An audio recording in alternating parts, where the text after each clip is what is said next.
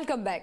તો દ્વારકામાં 50થી વધુ વિદ્યાર્થીઓને ફૂડ પોઈઝનિંગની અસર થઈ છે અને તમામને તાત્કાલિક ખંભાળિયા સિવિલ હોસ્પિટલ લઈ જવાયા છે। તમામ વિદ્યાર્થીઓની તબિયત સ્થિર હાલ છે, તબિયત સુધારા પર છે। દ્વારકામાં ઘટના બની છે, 50થી વધુ વિદ્યાર્થીઓને ફૂડ પોઈઝનિંગની અસર થઈ છે અને આવું કેમ થયું તે વિશે હાલ તપાસ થઈ રહી છે।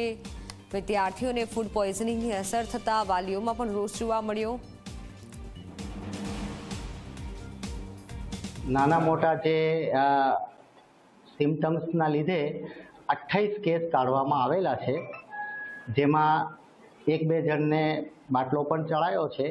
ઝાડા ઉલટીના જે કેસો કહેવામાં આવેલા હતા, એકચ્યુઅલી ઝાડા ઉલટી કોઈને છે નહીં, સાધારણ સાઇન સિમ્ટમ્સ હતા, જેની પ્રારંભિક સારવાર કરી દવા આપીને 25 જણને અહીંથી ડિસ્ચાર્જ કરી દીધા છે। હાલમાં 3 જણને ઓબ્ઝર્વેશનમાં રાખ્યા છે અને છાત્રાલયમાં જે કંઈ આપણે એપિડેમિકને લગતી કામગીરી કરવાની થાય છે, પાણીના સેમ્પલ્સ છે, ફૂડના સેમ્પલ્સ છે, સાફ સફાઈ બાબતે, અને અમારી પણ ટીમ જશે, અમારા એપિડેમિક મેડિકલ ઓફિસર પણ છાત્રાલયની મુલાકાત લેશે।